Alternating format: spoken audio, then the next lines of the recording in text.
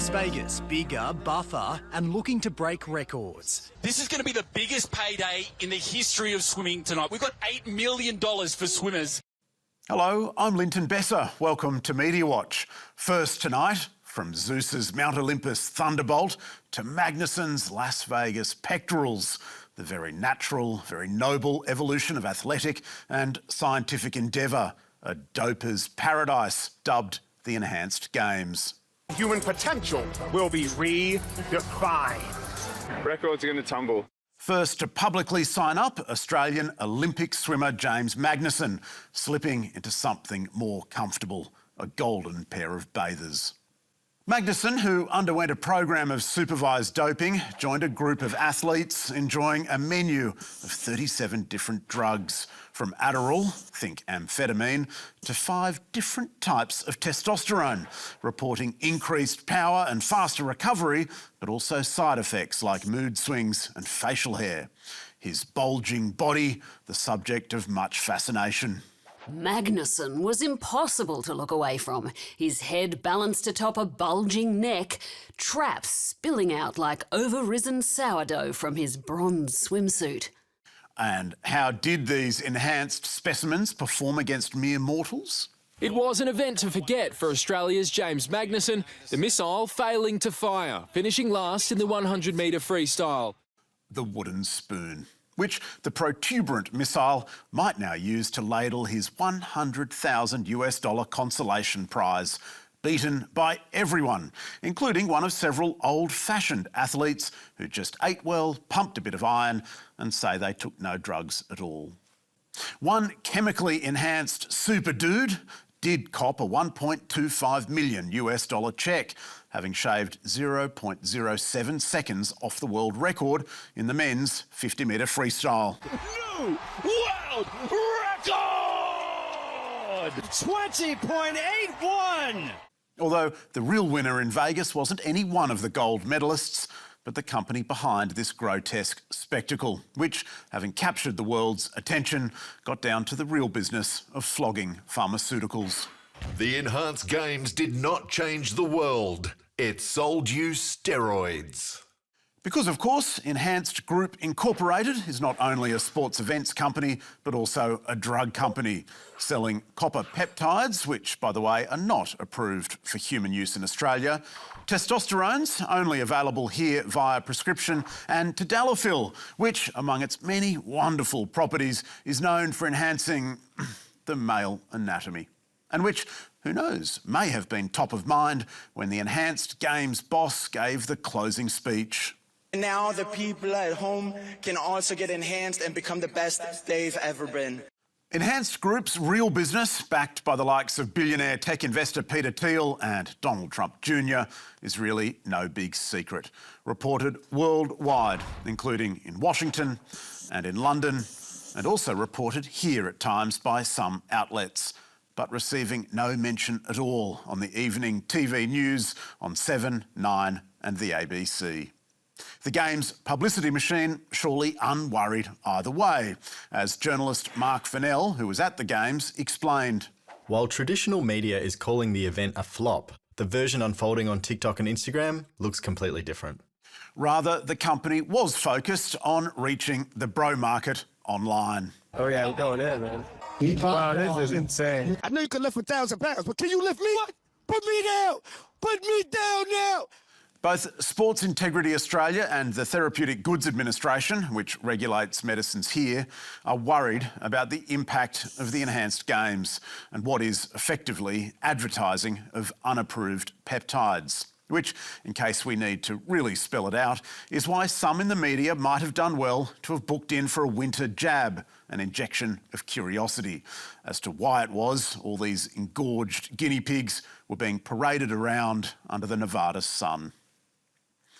And now to a wannabe Prime Minister, his brief entanglement with Australia's most controversial soldier, and the page one splash on the West Australian and its sister title, The Nightly, complete with the biggest typo possible, then replaced like a shot by versions that managed to correctly spell The enmity within. taking readers inside to a 5-page special investigation. Inside senior Liberal MP Andrew Hastie's role in the campaign to send fellow SAS veteran Ben Roberts-Smith to jail for allegedly executing prisoners.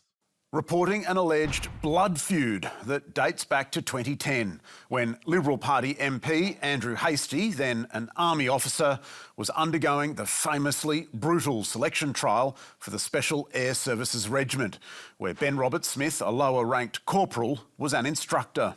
You officers, you always take the easy option, Ben Roberts-Smith barked.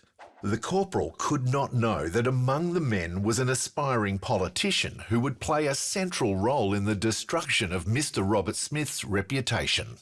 Remarkably, that very SAS selection was captured by this fly-on-the-wall documentary. Over the next 21 days, these men will find out if they are made of the right stuff for the regiment.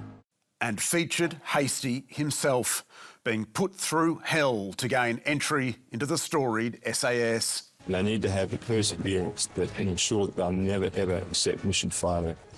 Also captured the looming figure, his face then still secret, of Ben Roberts-Smith.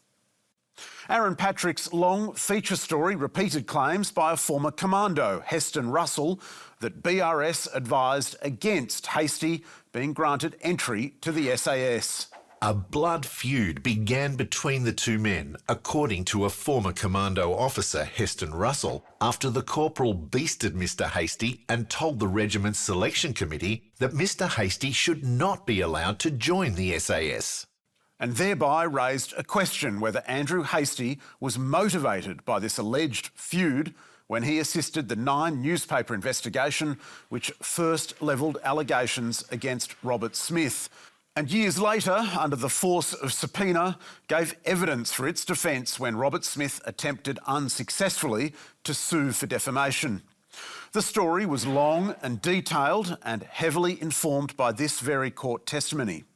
But was it fair? The answer, a firm no, according to one Hastie supporter. A long article by journalist Aaron Patrick in the West Australian painting Andrew Hastie by hints and snide asides as a wimp, a shirker, a god-botherer, a hater, a kook, and an opportunist. This was a hit job.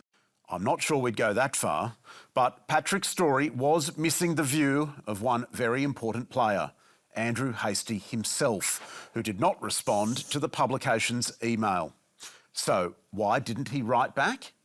Here's the email the reporter sent him, assuring Hastie he tries to behave ethically and isn't planning an ambush, and going on to say, "At this stage, my angle is looking like you may have been the first officer in the regiment to raise concerns about Ben. You're obviously a man interested in history, religion, ethics and theory. It seems to me that your Christian views on just war were offended by what you saw." But never putting to Hastie a single direct question. Hastie told us, Mr. Patrick's approaches to my office prior to his article were unprofessional. I was not given an opportunity to respond to Mr. Russell's comments, which Mr. Patrick included in his article prior to publication. And as for the central premise of Aaron Patrick's story, under cross-examination, Hastie accepted he told Nine's reporters Roberts-Smith was a bully.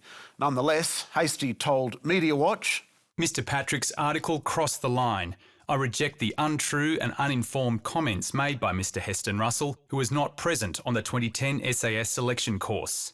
Heston Russell admitted to us he wasn't there, an important fact left out of the nightly story, and his information was mere hearsay, though he also insisted the so-called feud had become the stuff of folklore. Russell also said, "The Special Forces community is a very small one. The information flow to me from the instructors was quite specific and detailed." Had Aaron Patrick actually put the allegations to Hastie, the MP might have sent him these, his SAS performance reports, which we've published on our website, and which make no reference at all to Roberts-Smith or to his opinions, and which are almost entirely glowing in their praise. Important context, if nothing else. We asked Aaron Patrick and his editor about their failure to give Andrew Hastie a proper right of reply. A spokesperson told us Hastie had previously said he wouldn't comment on the case and... The Nightly rejects any suggestion that Mr Hastie was denied an opportunity to comment. He was contacted well in advance of publication, provided with a clear outline of the article's subject matter and given ample opportunity to respond. The BRS prosecution has become a high-stakes public battle dividing the community and drawing in the wealthy and the powerful. Among them, Kerry Stokes, who retains a major shareholding in the company that publishes The Nightly and The West Australian, and who has poured millions into Robert Smith's legal expenses. Also, Gina Rinehart, who has publicly backed Robert Smith and who, in 2024, dipped into her purse to help launch The Nightly, and this year has emerged as the money behind a new raid on the company's register by Kerry Stokes' lieutenant, Bruce McWilliam. Since BRS was collared by the federal police, those WA-based titles have been pumping out story after story sympathetic to the accused war criminal, giving prominence to the voices of his supporters, raising repeated questions about the very public manner of his arrest, and pushing close to the line in publishing information about witnesses far more relevant than Andrew Hastie, whose identities have been suppressed by the courts. They have also been clearing plenty of room for opinion pieces, condemning the Crown case and urging Australians not to turn their backs on BRS. Against this backdrop, One Nation, which has also received support from Gina Rinehart, is now actively campaigning against the Ben Roberts-Smith prosecution. Andrew Hastie's seat under attack, with polls suggesting the man, only so recently mooted as a potential Liberal Party Prime Minister, is in serious trouble. Apparently, there's a 100% chance of you losing that. All right, you worried about the One Nation party picking up your seat, though? 2 years is a long time, so I'm going to be working very hard with my colleagues to win government. There is nothing wrong with journalism that exhumes the history of these two men and investigates the evidence of animosity between them. But amidst a campaign against the prosecution of Ben Roberts-Smith by these mastheads, backed by billionaires who have made plain their support for the man, it was more than critical that Andrew Hastie be given a real opportunity to have his say, which, in our view, he was not. Pollies, especially those caught up in the most high profile of criminal cases, deserve the utmost scrutiny, of course, but also to be treated fairly. And now to the very serious problem, repeated head knocks that have been threatening the future of Australia's much beloved football codes until now.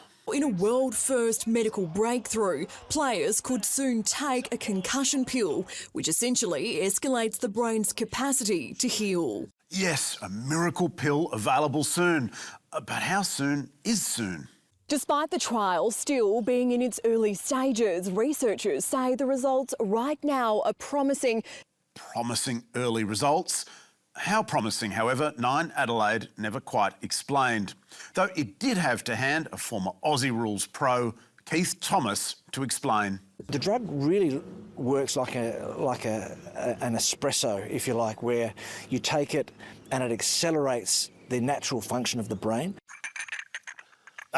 And if the footy player didn't convince you, Nine also featured a researcher from Adelaide University telling us treatments like this could be revolutionary in preventing these things from occurring. Only when we contacted Ryan Quarrington, he said there was one small thing missing from his interview. The part of my interview where I said that we need more research on this pill didn't make the final cut. The cutting room floor where context goes to die. Keith Thomas told us he was very pleased with his outing, though he would be, because he owns the company, Spark Concussion, which is running the clinical trial, but which Nine forgot to mention. Thomas told us he participated in the story to discuss the need for clinical research into the issue and declined to send us a copy of the concussion pill's promising early research. So we contacted a number of our own specialists, one of whom told us he could find no peer-reviewed literature that supports that this pill works, to my knowledge. Rowena Mobbs, one of Australia's top experts, told us Nine should have been a little more cautious. We are far from a breakthrough medication for concussion. Balanced journalism should report findings with caution. Nine declined to discuss with us its foray into concussion medicine, which is a real shame, because maybe it had suffered a head knock and itself forgot who it was plugging those magic beans. And that's all from us tonight. Be sure to check us out on ABC iView as well as YouTube and Facebook.